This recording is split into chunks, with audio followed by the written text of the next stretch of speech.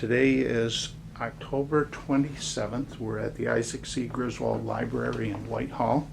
We're talking with Ray Rose about his military experiences. We're documenting this for the Whitehall Historical Society and for New York State Military Museum. For the record, Ray, would you state your full name, please? Raymond J. Rose. And you were in the service at what time? February 1964 to February 1968. And where did you go? What branch of the service were you in? I was in the Air Force. And you went into basic training? I went into basic training at Lackland Air Force Base in Texas. We Okay. flew from Albany down to Maryland to pick up some people in Maryland, and then we flew down for, I believe it was 11 weeks, extended basic training at Lackland. Did you enter the service by yourself, or were there other friends that went in at the same time? No, I went in by myself in Glens Falls. I recruited in Glens Falls. And then, as with most recruiters, they made up a story as to what they needed at the time. And then supposedly I was going to go in for air traffic control. I was a private pilot at the time, and my father worked at the Glens Falls Airport as an air traffic controller. So I went in to be an air traffic controller, which is just a made-up story, the same as bringing your bowling ball and your golf clubs. But I went in by myself. There were a group of people that met the day we left.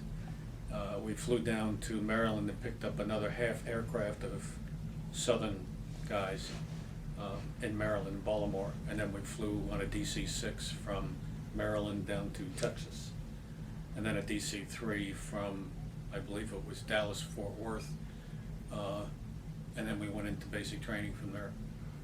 Now, you were in basic training for 11 weeks at Lackland, Yes.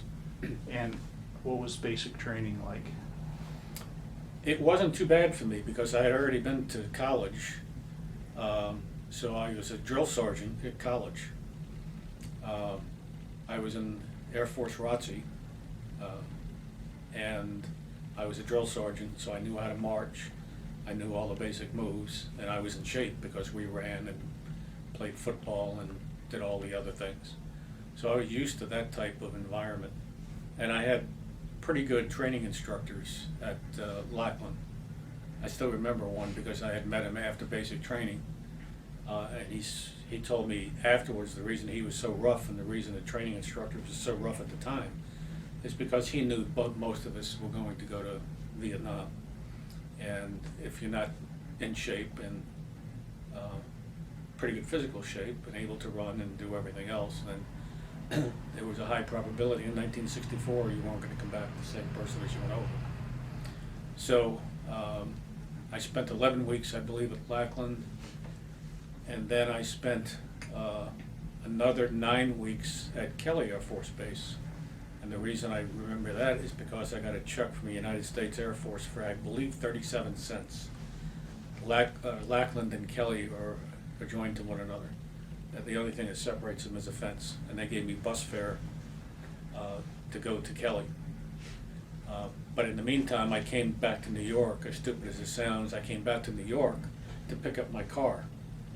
And then drove my car back from here, Glens Falls, to Texas. So for 37 cents, I put about 6,000 miles on the car. And that was extremely hard at the time, being just out of basic training, to be able to afford to come back and pick up your car and bring it back. Just for information, Lackland Air Force Base is near what city? San Antonio. Okay. And then after you drove your car back and you went to Kelly, what you were going there for advanced training? Advanced training and intelligence. Okay. At the time, Security Service, United States Air Force Security Service, was headquartered at Kelly Air Force Base.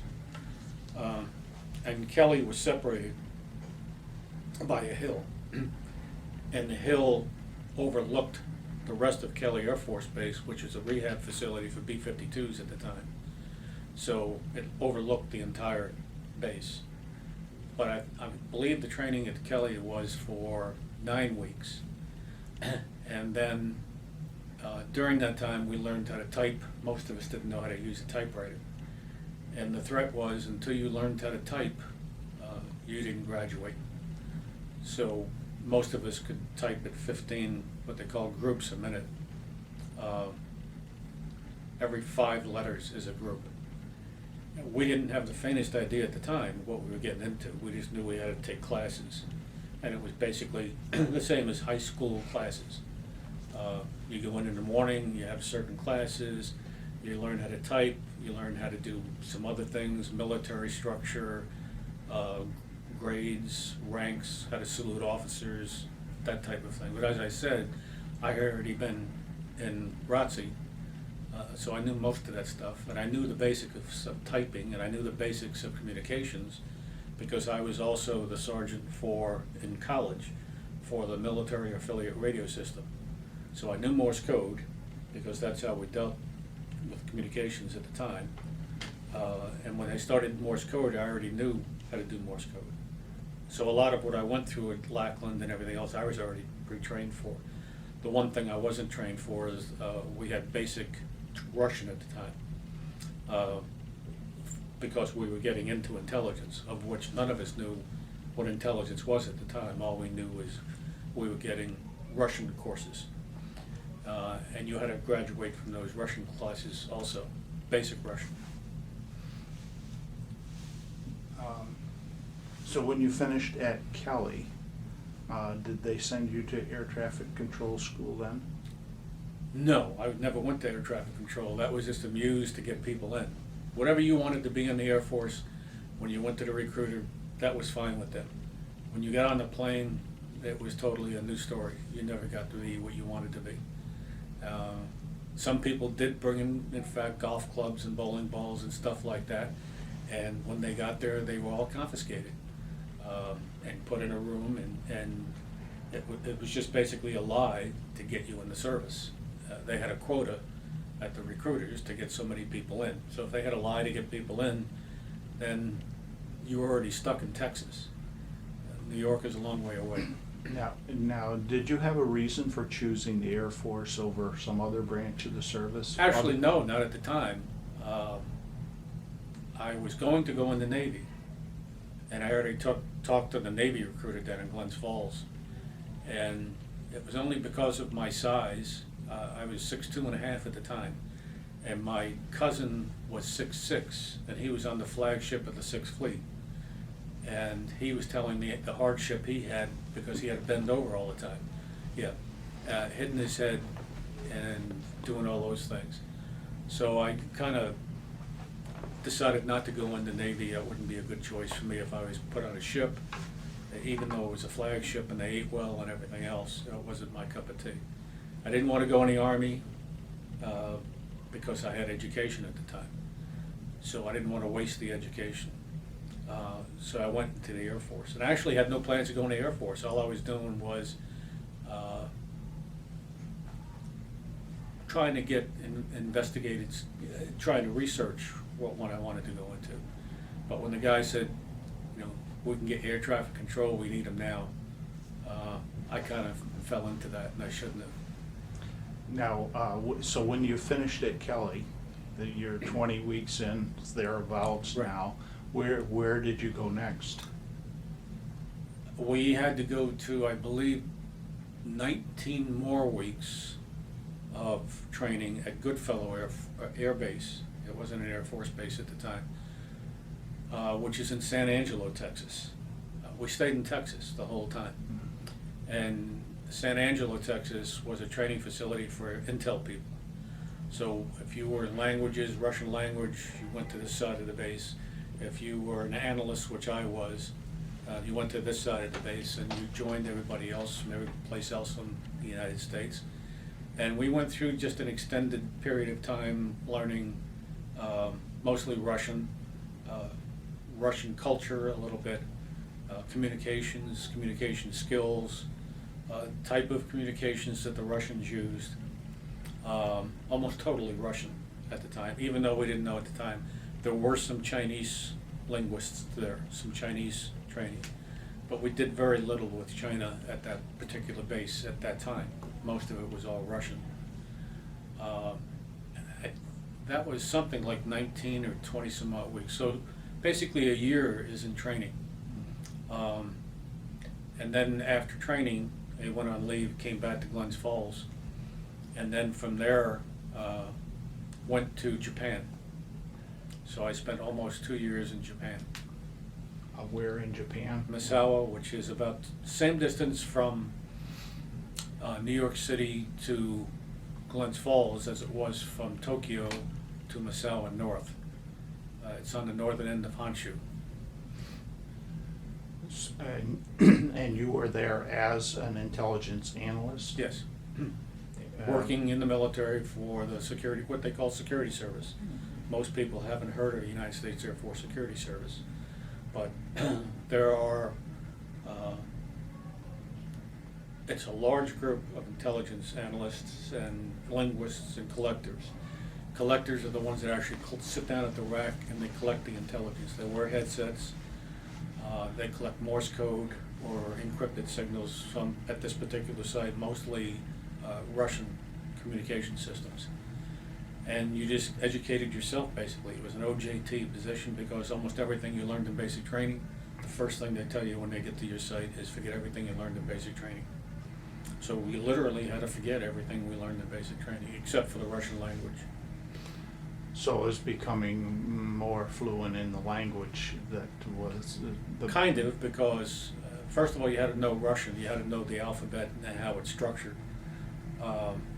I became not fluent in the language, but fluent in the way that they communicated with one another.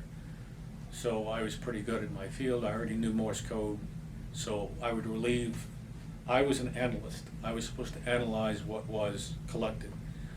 But because I wanted to learn more, I also sat rack with the collectors. I sat on the positions and collected the intelligence and learned a little bit more than I had to at the time. I already knew a little bit of the Russian, so I sat down and with headsets on, and you learn the structure of how the Russians would communicate, their language, their culture. Most of them were drunk at the time. There's a lot of drinking in what used to be the Soviet Union. On their shipping, their Air Force, their missileers, they were all drunk, mostly on vodka. So you learn a little bit about what their capabilities are by listening to how many are drunk. Now, were you on an Air Force base there, or was this a separate facility? No, it was on,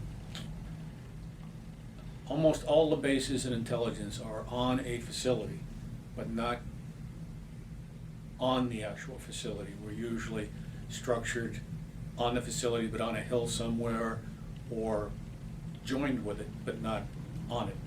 So like in Misawa, there was a huge Air Force base. I mean, they had fighters, almost all fighters there, and a lot of support units, and then the Marines and Air Force units from Vietnam would go TDY there. So we had that. But our base was separate from that. They did not put any intel units with everybody else in the Air Force while I was there. Now, what was it like being in Japan? Well, initially, and this is being truthful, before you go to any place, you're kind of reluctant to go. So we got told, it was not too long after World War II, about the Japs and the yellow people and you know, how low class they were and everything else. And then I got there, and as I got there, found out about the Japanese people, wound up getting engaged to a girl over there, but there was still a lot of hostility and prejudice towards the Japanese people. And it stayed like that until I left. But I enjoyed them. I got out and I learned a little bit of Japanese, went on trips to where no American had ever been.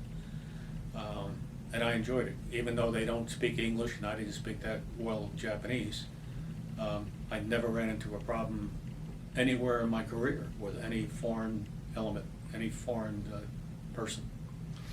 You had freedom of travel when you weren't on duty?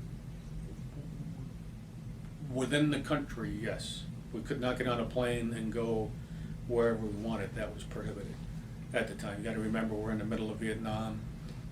Everybody was accountable for where you were, what you did, even down to the bumper stickers you had in your car. If you had an anti-Vietnam bumper sticker on, you were told to take it off. So, but you have to remember too, the Air Force Security Service, the Naval Intelligence Group, the Marines had contingents of them, everybody, and the Army also did. Everybody was attributable to the National Security Agency, so we worked for the National Security Agency even though we were in the military. And that was the jumping ground for me to go into the National Security Agency after I got out after 4 years, was to go back and do what I did while I was in. So your experience in Japan, now you're at 3 years in, you've got another year left in your service. Where did you go after Japan? They instead of giving me an early out, they sent me to remote Turkey. So I went directly from the Mideast to more training in Texas, to Goodfellow Air Force Base. And I stayed there for, I think it was 8 weeks, because by then I was a sergeant. And I had to go to NCO school. And I got out of NCO school and went home for, I think, 3 weeks to Glens Falls. And then went from Glens Falls through France, Paris, and then into Istanbul, and then to Trabzon, Turkey, which is 90 miles from the Russian border. And it was remote. That would, in northeast Turkey? It's right on the northern tip of Turkey, right on the Black Sea. And again, because of the way security service is set up, the intel service, we were right on top of a mountain, isolated from everybody else. Now, was there an Air Force installation there, or was this a standalone unit?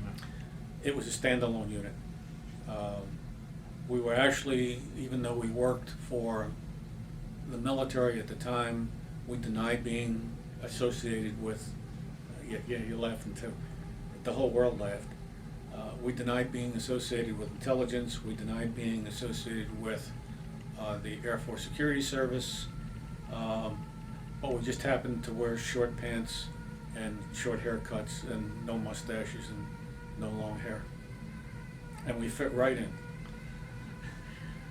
Now, did you have freedom of movement through No. Turkey also? We were restricted, but the Turks restricted us because naturally we look different.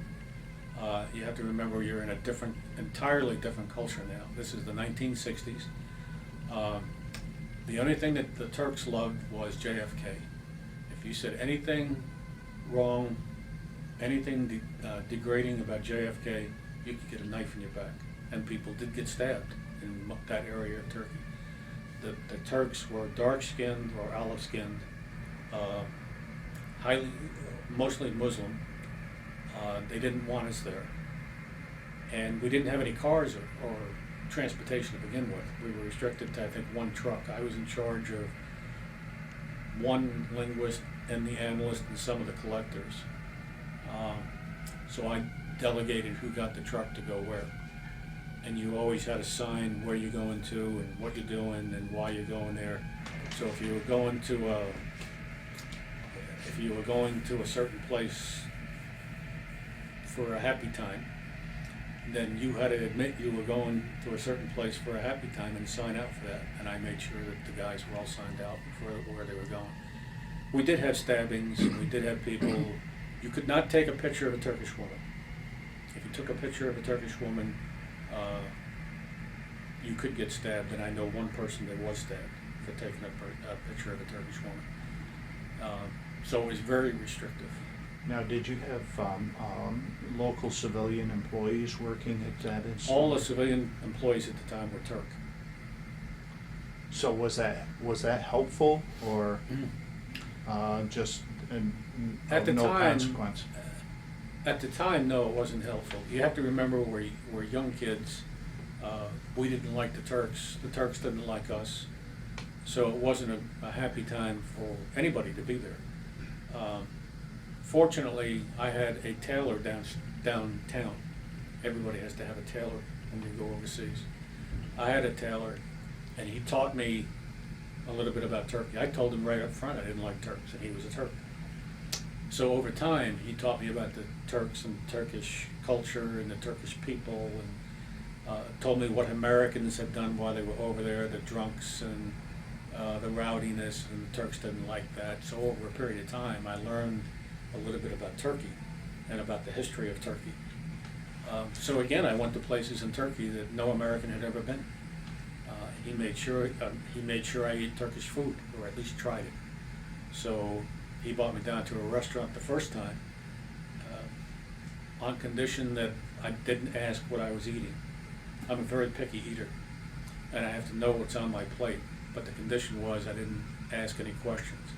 So halfway through the meal, I was enjoying my meal, and I said, "What am I eating?" He said, "Lamb's brain." And I put down the plate, and I said, "Thank you very much," and I pushed the plate. He made me eat the rest of the meal because I was enjoying it. So he passed away, my tailor. Now his son, who looks just like him, is on the internet, and we communicate through the internet. It's a very close family, the intelligence service we were in, and we still communicate with each other 50 years later on the internet. It's a restricted group. Everybody can't get in, but we enjoy talking to one another.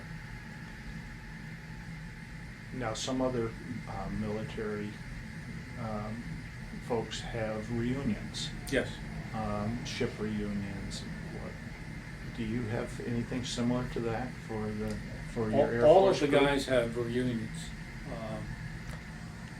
Most of them are held in Texas, which, it's a little bit too far for me to go. They have them, some units have them every year. Some have local reunions, like the guys who were there in Korea, they would have their reunion. The guys that were in Japan would have their reunion, and then we have big reunions where everybody that was in Intel have their reunions. Now, they had a reunion 2 years ago. When Irene fell off the back porch, they had a reunion down in Maryland, and I was going to go to that. A little bit of back history here. It wasn't just ground units we had air units too. But nobody admitted to these air units at the time. You have to remember, everything was hush-hush, even though every country in the world knew what you were doing. For some stupid reason, we didn't admit what we were doing. So we flew what they call RC-135s, U-2s, the SR-71, which is the plane that goes 3,000 miles an hour. They're all collectors of intelligence. They're all intel planes. Is that called the Blackbird? Yes. Yeah, I have a picture of it signed by the crew in my basement. These people had it the roughest in the service because at least we could go back to the barracks and we could relieve ourselves by drinking, or most of us drank. But the guys in the flight duty had to fly as long as 20-hour missions in all types of weather. And if you can picture flying near the Soviet Union with the threat of being shot down, and some of them were shot down. The guy I just saw a couple of months ago up in Vermont, I traveled up to Vermont and saw him. It's a tail number 60528. If you go up on and Google 60528, you'll see a picture of the Russian pilot shooting a missile with the plane on fire, and if you can picture the guys on board that plane knowing they were going to die. That was, I believe, 1959. They had a reunion of those type people that were assigned to the what they call RC units, reconnaissance units, airborne, 2 years ago. But I wasn't able to make that either because of Irene. But they do have reunions every year. Some units have reunions. Some of them go over the good times, the bad times, but the 60528 guys pay respect to the people that flew aboard that mission and other missions, because we also lost constellations The old Connies, the 4-engine biplanes, we lost some of those. The Koreans came out and they shot some of us down. And none of this was ever published because we were spy planes, and we didn't spy at the time because we were gentlemen. So naturally, we didn't consider ourselves gentlemen at the time because we didn't spy on people. And we even had the President of the United States say that we were not at certain places, and here we are at those places, and the Vice President or the President of the United States saying we don't do that. Same thing happened in Vietnam. We had intel units in Vietnam, we had intel units in Laos, Cambodia, we had intel units all over, some co-joined with CIA. And the shame of that was some of the CIA guys were killed by the NVA. And we didn't come out and admit that until 2 years ago. And meanwhile, these guys were killed in the side of a mountain somewhere. We get B-52s, which are the bombers, taking off and being assigned to Cambodia. And as big as a B-52 is, we would say to the world, we don't have B-52s there. So everything was a joke in Vietnam.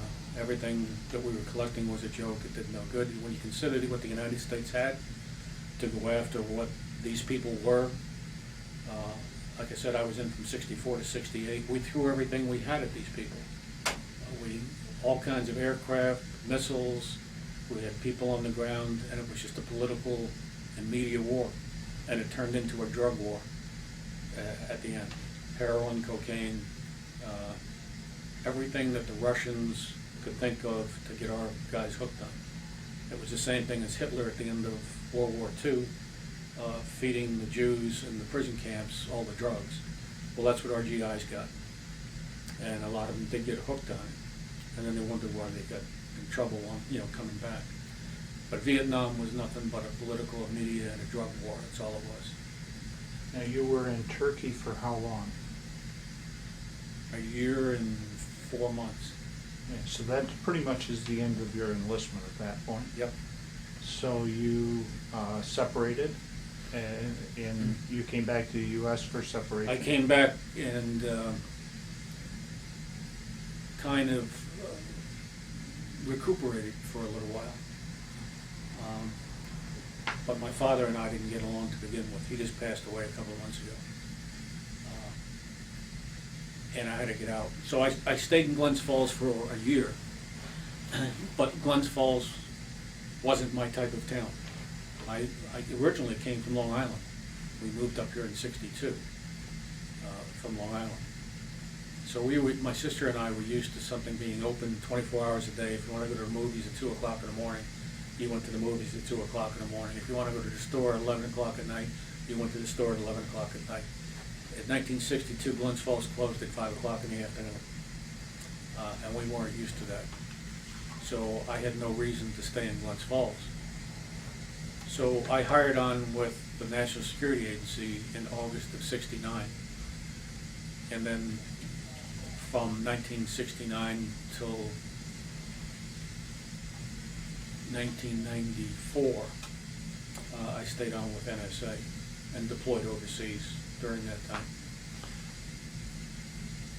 And when you were in the service, even though you didn't advertise that you were in the intelligence service, the other folks that were in similar activities with other countries probably knew. Yes. Were you in contact at any time with those folks? Did they try to gain intelligence from the American people that were there? I don't understand the question. Did they ever contact people? Russians? Oh, sure. Yeah. Yeah, they knew what we were doing. Uh-huh. As a matter of fact, if you were a linguist, a Russian linguist, and went to Syracuse or California, what's the one in California?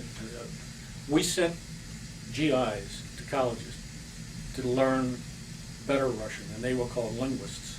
I was an analyst, so I only got basic Russian. But they would get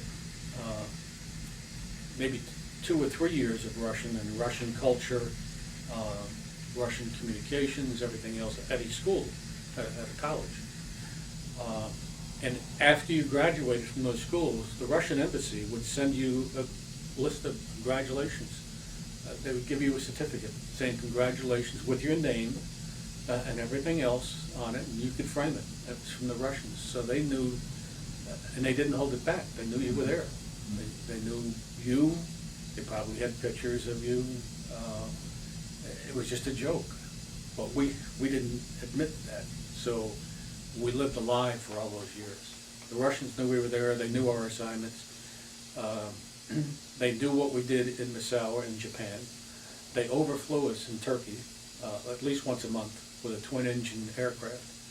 And they would come right over the facility, over the Black Sea, come up over the Black Sea, right over the base at maybe 100 feet, and rev their engines, and then fly away.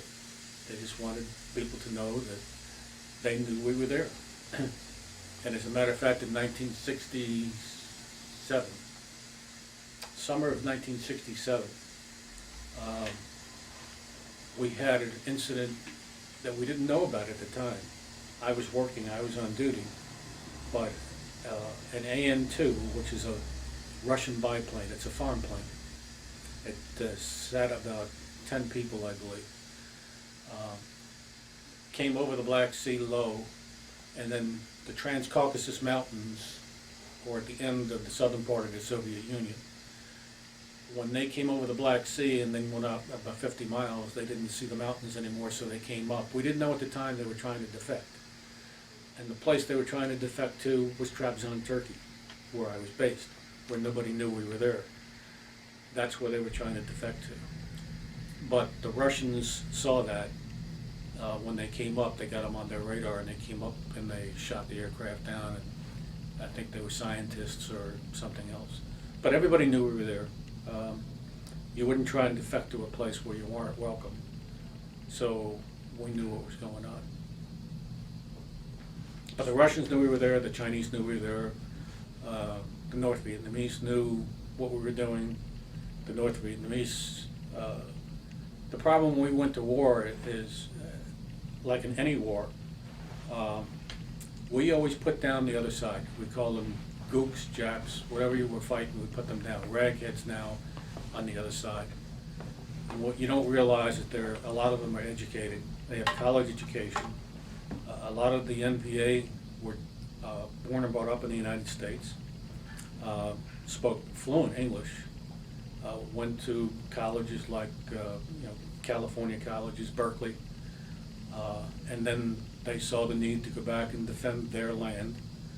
And that's how we got deceived in communications, because we thought these people were gooks and low-class yellow people wearing stupid black pajamas. In the meantime, they were college-educated people, and we lost a lot of people because of that. We were deceived in communications. A lot of people died because of that.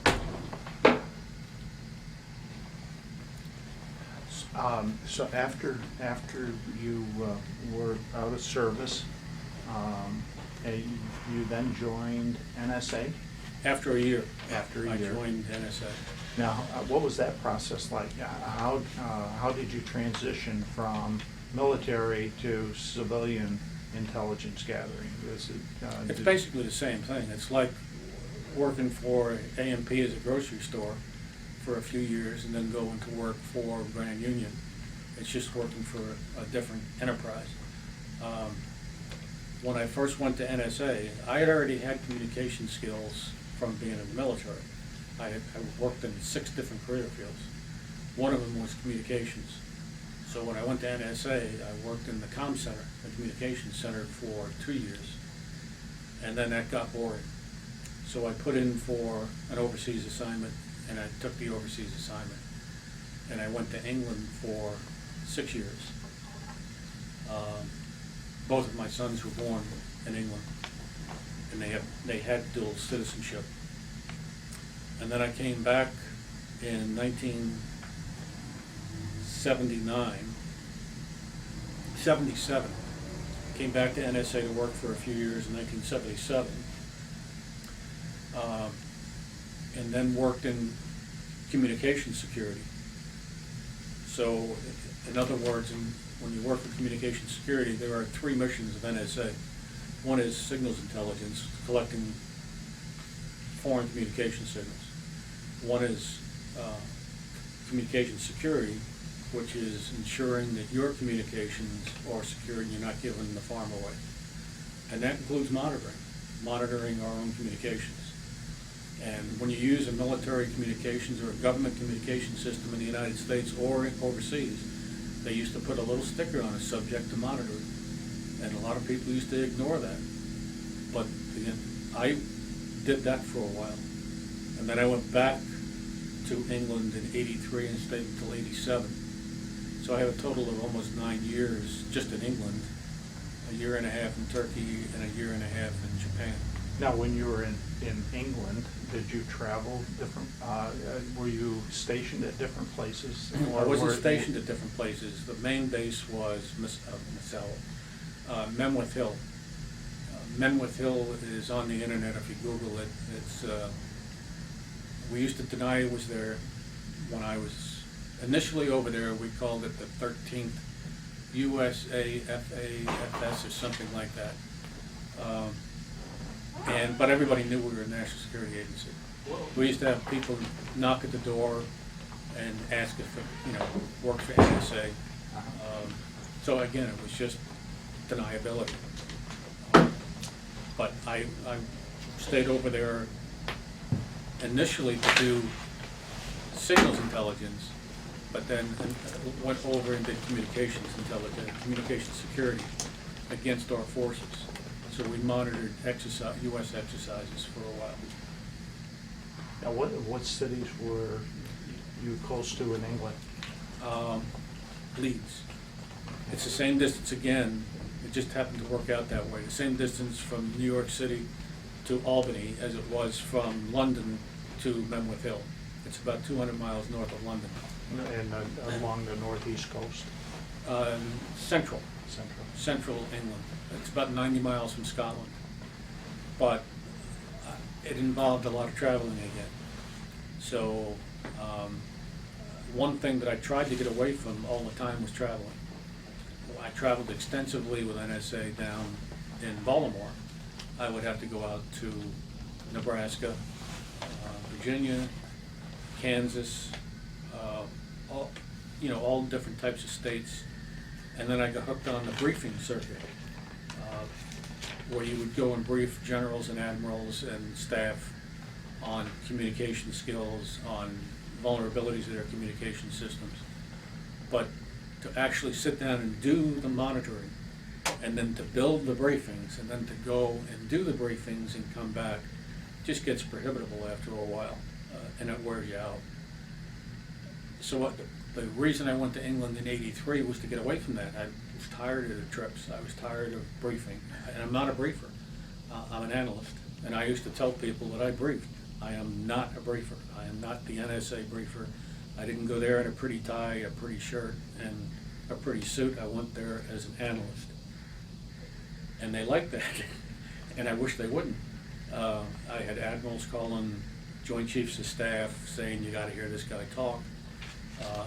And although that should have been a compliment, it wasn't, because I didn't want to brief, and I didn't want to build briefings, and I didn't want to talk. So in '83, I went back to England to get away from that, and wound up in the same type of circuit. So basically, my wife had to bring up the kids, because I was constantly on the road. When I was in England the second time, I had to go brief the generals and the senior staff in Europe. And one time, I actually brought my wife on vacation to Massanutten, which is in Virginia. Had an NSA guy pick me up in the mountain. He brought me back to BWI Airport, got on a plane, went to southern England, and then went on to Germany. We put almost 1,500 miles on a car in 4 days. Came back, left from Frankfurt, went back to England. By the time I got back, I picked up my wife and kids at the mountain, and then brought them back to Maryland, and I went to work the next day. And that's not the type of work you want to be doing all the time. Everybody said it's interesting, you should be thankful you got that type of a job. And in a way I was, but in a way I reminded people too where I came from, that we had people flying missions and getting shot down and killed to collect intelligence for them to use. It wasn't just to go up and have a good time and get air miles or frequent flyer miles. These guys very cramped quarters, very loud planes. If you've ever been on a plane with no insulation except that piece of metal and then 4 engines, that's what these guys went through on anywhere from 14, 21, sometimes 23-hour missions. In thunderstorms in the winter, in the summer, tornadoes, everything else. Getting shot at, and some getting shot down. So you were with NSA for how long? Total of 30 years service. So you retired around 2000? No, I retired, my 4 years in the service counted. Okay. So I retired early in 1994. And then from NSA, as things turns out, somebody made a call just before I retired. I was working for the National Cryptologic Museum, which is an open museum similar to this. You can walk in off the street and see all the crypto equipment we used, captured equipment, how the Soviets found out about our communication systems by using our Great Seal back in the 50s. It's a display of equipments that NSA used and captured. I worked for that museum for a year before I retired. And during that year, somebody made a telephone call once that another gentleman picked up the phone. And it was from somebody who ran a place I never heard of dealing with counter narcotics. And he wanted to know if somebody would volunteer to come down and help them with communications. And it was some weird story. And I said, well, I'll go down and I'll see if I'm interested. So I went down and I worked for them for 8 years as a volunteer.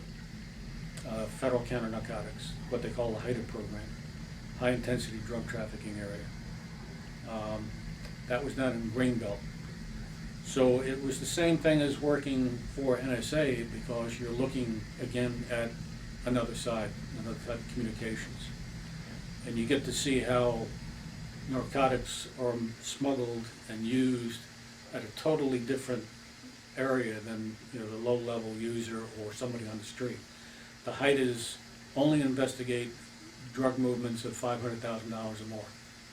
If you have $250,000 worth of drugs, they're not interested in you. You have to have 500. Mostly Colombians, Guatemalans.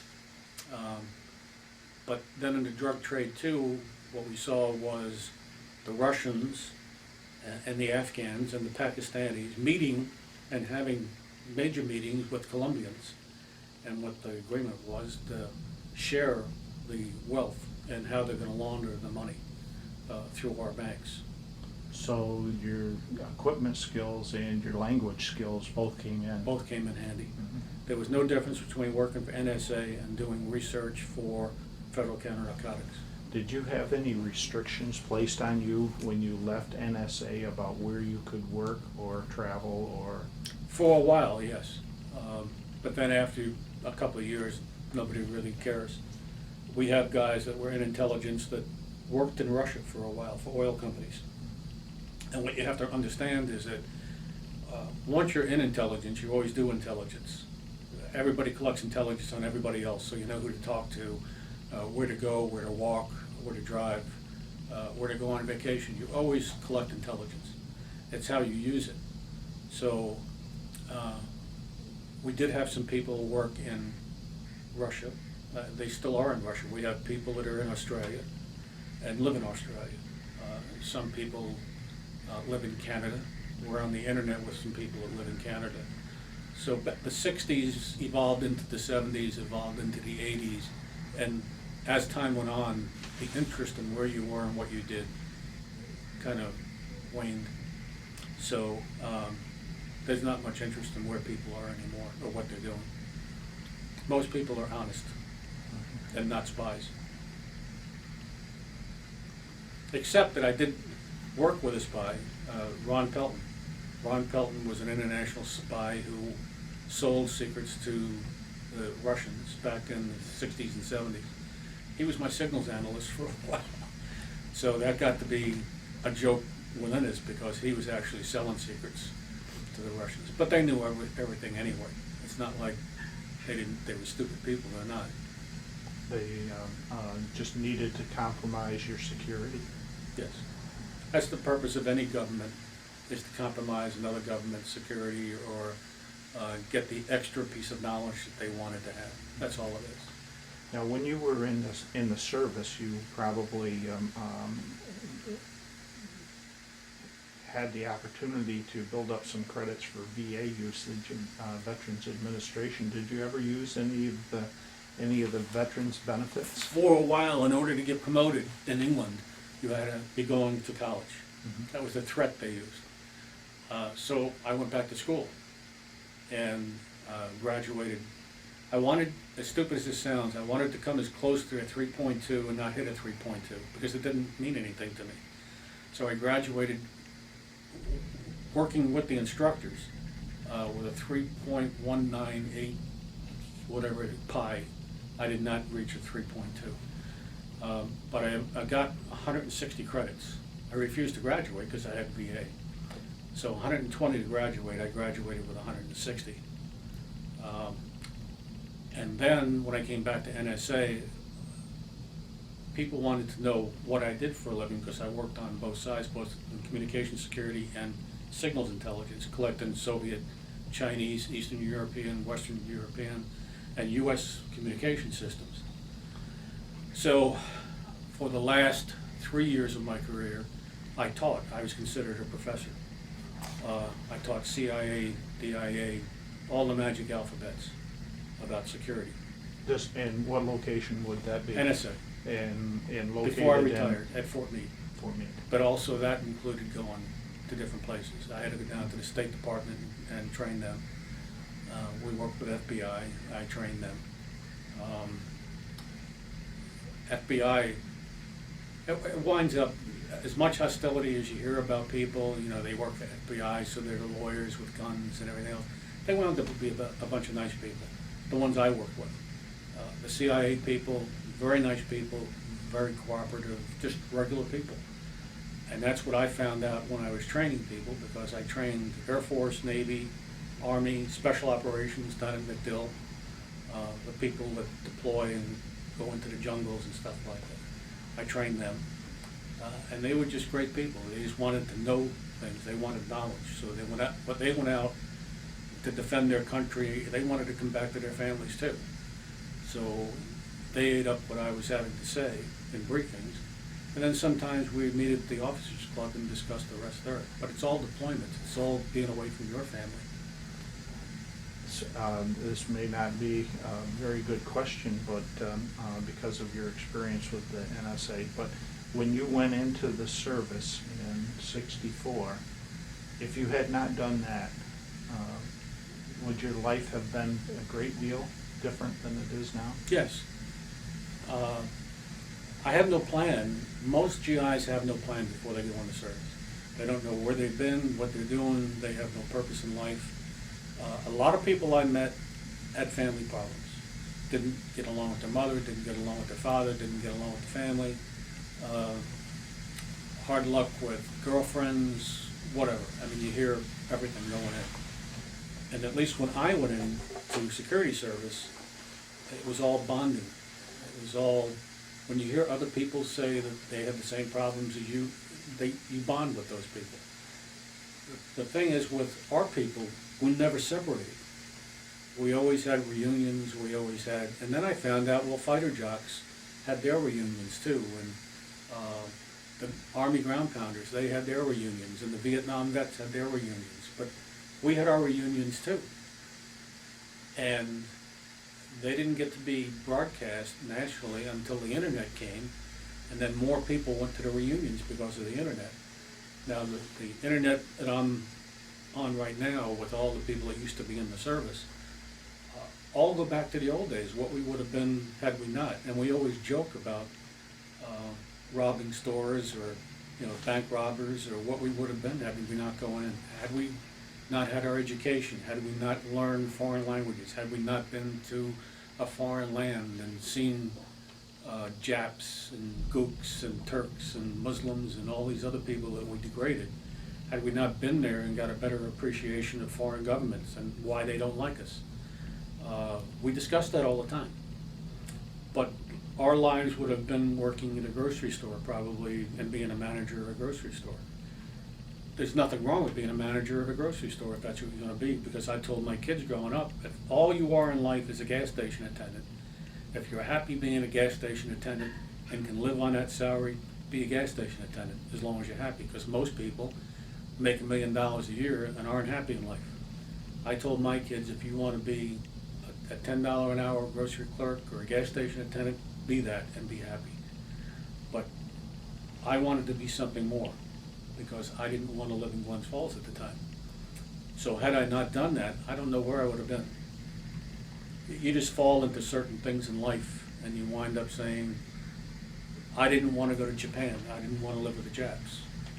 I wound up getting engaged to a Japanese girl. I didn't want to go to Turkey, I wanted to live with Muslims. They're beneath me. And I wound up being very good friends to this day with one of the guy's sons downtown. So it's a life learning lesson you learn. Before we wrap up, is there anything in particular that you'd like to add, or any comments you'd like to make? No, it's just that I'd like people to understand, the people that worked in Intel, at least in the Air Force Intel, that when you fight a war, it's not just the people on the ground you have to think of. It's not just the people in Afghanistan that are fighting on the ground. It's not the people in Iraq that are fighting on the ground. There are people that are fighting in the air and making great sacrifices for their families, making great sacrifices for their country by flying long missions on very noisy planes. There are other planes like the the SR-71, the super fast biplane. They're away from their lives, their wives and their families. Some of them have lost their lives. All these are airborne missions, very loud missions. Some of them have gone deaf performing these flights. As I said before, some of them got shot down by different countries. A big thing with a foreign government is not killing 10 or 15 GIs on the ground. That's an everyday event. But any government that shoots down an aircraft goes into international newspapers. So we know that we're more important to a country dead than 10 GIs on the ground. It's going to be an overnight thing in the paper. It's just the ability to shoot down a spy plane. And if you know that before you go up, you make sure you got into the bathroom before you took off, because it's not an easy life. And I want people to understand that. It's not just people on the ground, it's people that are fighting in the air. Well, Ray, thank you for your time. We appreciate this. Thank you.